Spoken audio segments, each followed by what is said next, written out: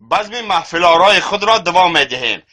یک کلابی ایه یوانی $2000 قرض میگیره، ایبان یک سال میزگره پول نمیاره. یوانی کافته میره، ای دنگره میوشه. میره که ده داری خونهش دو ماشینی محشر میگه پاید پولی مرنی دار توی پوی داره چی داره؟ میدونه که نه زنش داری بتن نمال سفید پوشیدگی گری داره. میگه شاکیر کجا ده؟ میگه کجا نه شاکیر دین گور کدیم نابود شید. و میگه ایمال قدر پول قرض داره چیکار کنیم؟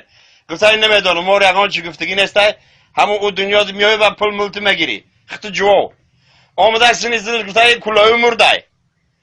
دوام یگان چیکم رفتم او دنیا میره پیش کلاوی. آمده جلو یکت دهی داری بیشت دو تا چشتگر گفته دین ای کلاوی هم مرده وردن همون رو ممکنه یه بار بینیم.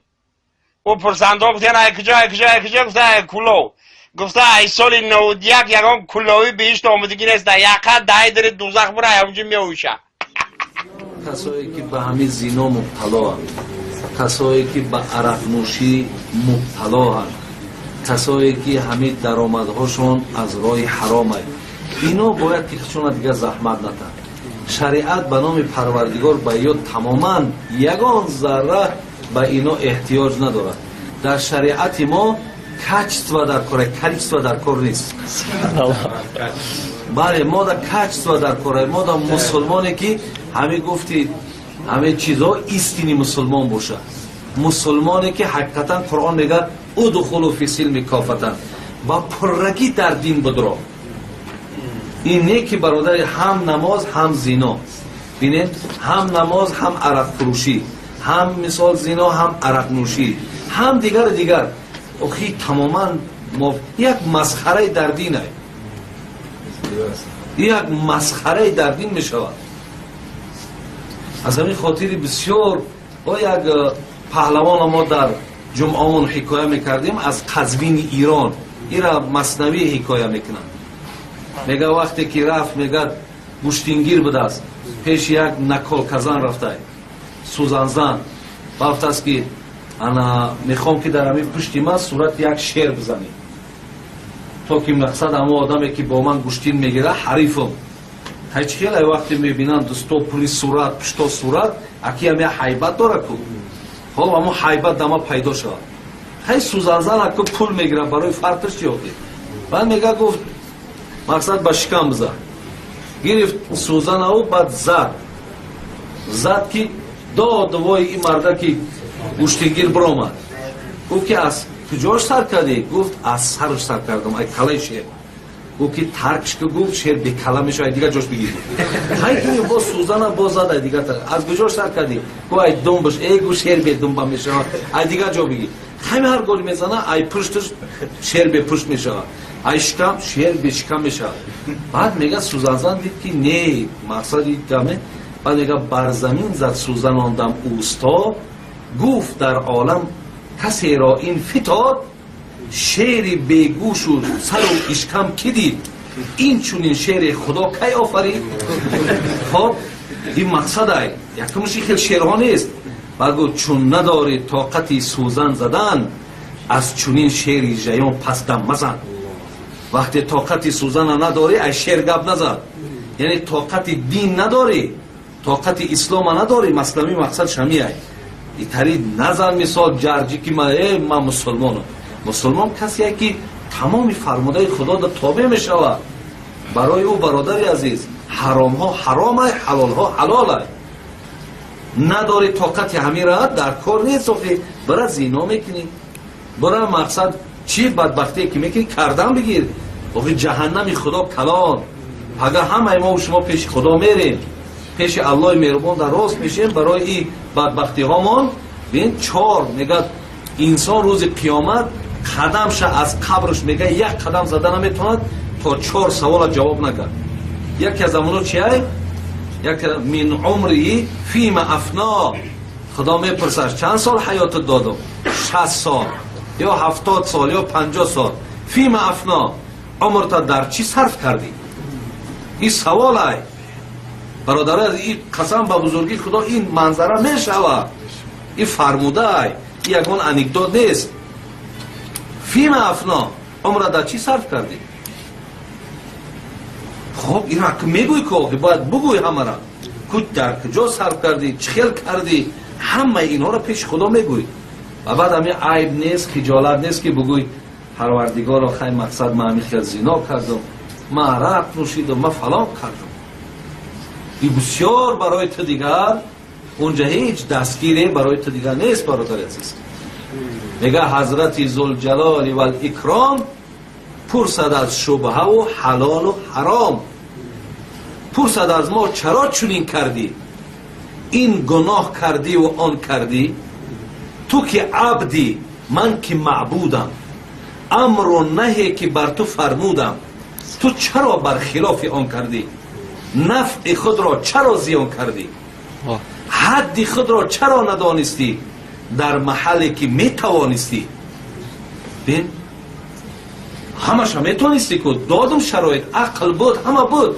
چرا نکردی بعد حضرت مولوی آخیده چی میگه غیر شرمندگی چیروی جواب وای آندم بجان قطره آب وقتی خدا که این خیل راستت کرد و این خیل پرسید و این خیل خطابت کرد مولوی میگه وای به حالت که چی میشه به سری تو برای این برادره از اندیشه کنیم بر خدا قسم این دنیا بی صاحب نیست محترم خداوند گاوی بی شاخبر نآفریده الله میگه و من خلقت الجن و الانس الا لیعبدون آفریدمت برای عبادتم آفریدمت برای بندگیم آفریدمت برای اطاعت کردنم نه برای مثال هر چیزی که بخوای کردم بگیری این خیلی ما برای تو رخصت نمیتون خدا میگه برادرش شرمنده بشود شرمنده شرمنده نیست خودتان بگویید خودتان این تجربه ها و این نگاه ها بارهایی به تکرار دیده اید یک شراب نوش اگر شراب می نوشد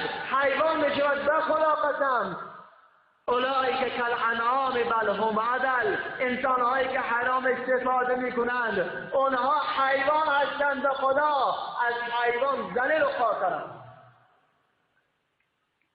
درخش از اون دور می شود ترقیت من و شما از حیوان همین از جان من از حیوان فقط به همین خاطر فرق میکنه که تو عقل داره و عقل ندارد اما دوم هم دارد پای هم دارد چشم هم دارد گوش و زبان هم دارد اما یک چیز به اون نمیرسد این عقل عربا خمار میگویند خمار اون رومالی که سرشان میپوشانند اون میشود از در زبان عرب خمار رومال شخصی که شراب می‌نوشد عقلش تاریک می‌شود عقلش پوشیده می‌شود عقلش ضایع می‌شود دیگر هیچ چیز برای فرق ندارد انسان وقتی شراب را می‌نوشد چند صفت حیوانی را به خود می‌گیرد اول وقتی می‌نوشد یعنی عقلش دور می‌رود مانند روان می شود مکار می شود شراب نوش اگر یک قدح نوشید باز برای کافتن دوم قدح سوم قدح دنباله می گرد بعد از اون که او را نوشید شیر می شود شیر دیگر برای او همه چی یک است اگر بگو که از سری اون جرد پر می رود می پرد ثانیاً صفت گرگ هر چی را که پیشش آمد می دارد خواهرش که آمد با او زنا می کند برادرش را می کشد سرچشمه از شراب ثانیاً می شود بعدا سرش کلابه عقلش که به کل دور رفت مانند چی می شود؟ مانند خرس تر زده لندان می شود در اون جویبار می افتد در اون اخراجا می افتد در راه می افتد شرمنده می کند خودش را بعد از شرمنده شدن سرش به جاش آمد که عقلش روشن‌تر شد ثانیاً صفت موش می‌گرد موش را نگاه کنید سوراخی می‌کند خودش را پنهان کند اما اون شرمنده می‌خواهد خود را از نظر مردم دور کند اما شرمنده شد در نگاه مردم هم شرمنده شد در نگاه خدا و فرشتگان خدا هم شرمنده شد شخصی که شراب می‌نوشد و خدا قسم در حال شراب نوشی اگر بمیرد او بی ایمان مرده است او از ایمان جدا مرده است در حدیث پیامبر صلی الله علیه و سلم صراحتاً این را میگوید که من شرب الخمر او زنا، هر شخصی که شراب می‌نوشد یا زنا میکند خرج ایمانه من جسد، ایمانش از بدنش بیرون میشود. فکان فوق رأسه کظله، در بالای سرش مانند چتر می‌ایستد. ایمان انسان از بدن میبرد، وقتا که برآمد بالای سرش می‌ایستد. اگر هوشیار شد و توبه نصوح کرد واپس می‌دارد، اما توبه نکرد ادامه داد، مدمن خمر شد، ایمان فاصله می‌رود، از او دور شدن می‌گیرد. مدمن الخمر کعابد الوثن، پیامبر گفتند که کسی که بردوام شراب می‌نوشد روز قیامت در قطار مجوسه ها، آتش پرستان، بت پرستان حشر می‌شوند. مدمن خمر اشد من الزنا، شخصی که شراب می‌نوشد گناهش بدتر از زناکار. در شخص شراب نوش وقتا که شراب را می‌خورد و می‌نوشد استفاده می‌کند خدا را نمی‌شناسد، اما زناکار در حال زناش خدا را می‌شناسد. بنابر برادران عزیز، جوانان خوب، اون کسانی که تا به این حال استفاده این مواد میکردن، چی نوش نباشد، چی وی تریاک است، چی وی مواد مخدر است، چی گرایی و کوکائین است، چی پیوه و چی ویناست، هر نوعش که باشد کمش هم حرام. بابا گامروزی اچرک بود کشال میمونی سخت سوی بید نمی راست بزبره خواب شم ای پدر مدنی گلو را ما پدر مید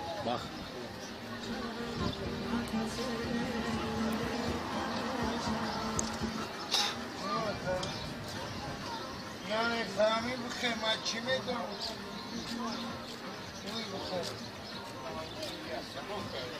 Acá остановка на умывальня. Acá будто чанурка и май. Acá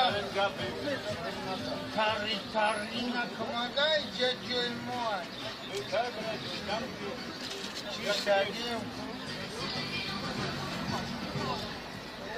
Газда бабу. Газда бахрома.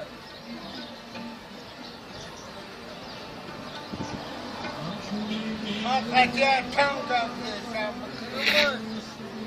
نمیره کن شد جان مخلص شود چوفم سلام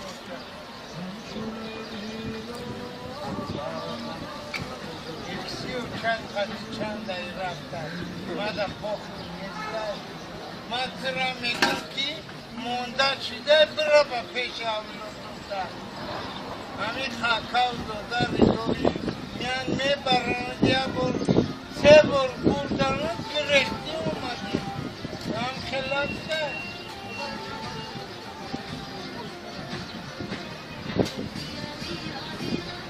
با کمی دیگر را بردند بسیار برای تو دیگر اونجا هیچ دستگیری برای تو دیگر نیست برادر عزیز. میگه حضرت ذوالجلال و الاکرام پرسد از شبهه و حلال و حرام، پرسد از ما چرا چنین کردی، این گناه کردی و آن کردی، تو که عبدی من که معبودم، امر و نهی که بر تو فرمودم، تو چرا برخلاف آن کردی، نفع خود را چرا زیان کردی، حد خود را چرا ندانستی در محلی که می توانستی. بین همش هم می توانستی که دادم شرایط عقل بود همه بود، چرا نکردی. بعد حضرت مولوی آخر چی میگه؟ غیر شرمندگی چیروی جواب، وای آندم بجان قطره آب. وقتی خدا که این خیل راستت کرد و این خیل پرسید و این خیل خطابت کرد، مولوی میگه وای به حالت که چی میشه به سری تو. برای این برادره از اندیشه کنیم بر خدا قسم این دنیا بی صاحب نیست. محترم خداوند گاوی بی شاخبر نآفریده.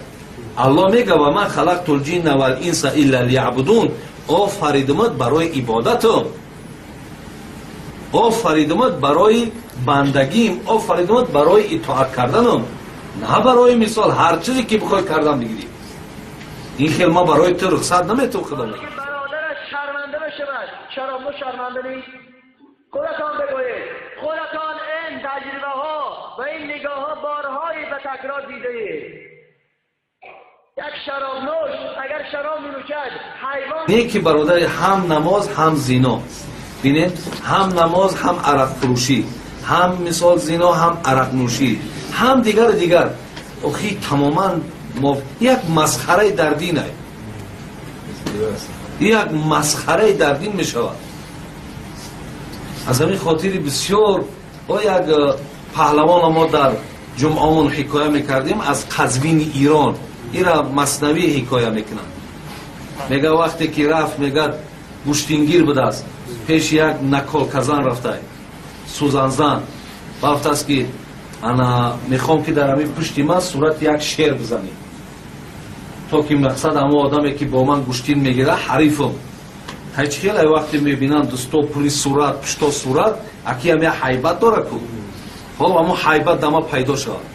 خیلی سوزنزن اکو پول میگیره برای فرقش یاده بعد میگه گفت مقصد با شکم بزن. گرفت سوزن او بعد زد که دوای این مرده که گوشتگیر برامد. او که از کجاش سر کردی؟ گفت از سرش سر کردم ای کلای شیر. گفت که ترکش که گفت شیر به کلا میشه ای دیگه جاش بگیری. خیلی که با سوزن با زد ای دیگه از کجاش سر کردی؟ گفت ای دم باش ای گوش شیر به دم با میشه ای دیگه جا بگیر. همه هر گل میزنه ای پشتش شیر به پشت میشه ای شکم شیر به شکم میشه. بعد میگه سوزنزن دید که نه مقصد دمه. بعد میگه بر زمین زد سوزن آندم اوستا گفت در عالم کسی را این فتاد شیر بیگوش و سر و اشکم کی دید این چونین شیر خدا کی آفرید. بزم محفل آرای خود را دوام میدهیم. یک کلابی ایه یوانی $2000 قرض میگیره ایبان یک سال میزگره پول نمیاره. یوانی کافته میره ای دنگره میوشه. میره که ده داری خونهش ده ماشینی محشر میگه پاید پولی مرنی دار توی پوی داره چی داره. میدونه که نه زنش داری بتن نمالی سفید پوشیدگی گری داره. میگه شاکیر کجا ده میگه کجا نه شاکیر دین گور کده نابود شید. و میگه ایمه بقدر پول قرض داره چخه کنیم. گفته این نمیدونه مور یقان چی گفتگی نیسته همون او دنیا دی میای و پول ملت میگیری خط جو آمده سینی زیر گفته کلاوی مرده دوان یقان چکم رفتم او دنیا میرم پیش کلاوی آمده جورو یقت دهی داری بیشت دو تا چشتگر گفته دین ای کلاوی هم مرده وردن همون ممکنه یه بار بینیم او پرسنده گفتن ای کجا گفته کلاو گفته ای سال 91 یکان کلاوی بهشت آمدگی نیست یقت دهی داره دوزخ بره همونجا میوشه. کسایی که به همین زنا مبتلا هستند، کسایی که به عرق نوشی مبتلا هستند، کسایی که همین درآمدهاشون از راه حرام است، اینا باید تیخشون دیگه زحمت ندن. شریعت به نام پروردگار به یا تماما یگان ذره به اینا احتیاج نداره. در شریعت ما کچتوا در کاره کلیتوا در کار نیست. بله ما در کچتوا در کاره ما در مسلمانی که همه گفتید همه چیزها ایستینی مسلمان باشه مسلمانی که حقیقتا قرآن میگه ادخلوا فی السلم کافتا با پرگی در دین بدرو. این اولئک کالانعام بل هم عدل انسانهایی که حرام استفاده میکنند اونها حیوان هستند خدا از حیوان ذلیل و خاطرند. درخشش از اون دور میشه ترقیت من و شما از حیوان همین از جان من از حیوان فقط به همین خاطر فرق میکنه که تو عقل داره و عقل ندارد اما دوم همو دارد پای هم دارد چشم هم دارد گوش و زبان هم دارد اما یک چیز به اون نمیرسد این عقل عربا خمار میگویند خمار اون رومالی که سرشان میپوشانند اون میشود از در زبان عرب خمار رومال شخصی که شراب می‌نوشد عقلش تاریک می‌شود عقلش پوشیده می‌شود عقلش ضایع می‌شود دیگر هیچ چیز برای فرق نداره. انسان وقتی شراب را می نوشد چند صفت حیوانی را به خود می گیرد. اول وقتی می نوشد یعنی عقلش دور می رود، مانند روان می شود، مکار می شود. شراب نوش اگر یک قدح نوشید باز برای چافتن دوم قدح، سوم قدح دنباله می گیرد. بعد از اون که او را نوشید شیر می شود. شیر دیگر برای او همه چی یک است. اگر بگو که از سری اون جرد پر می رود می پرد.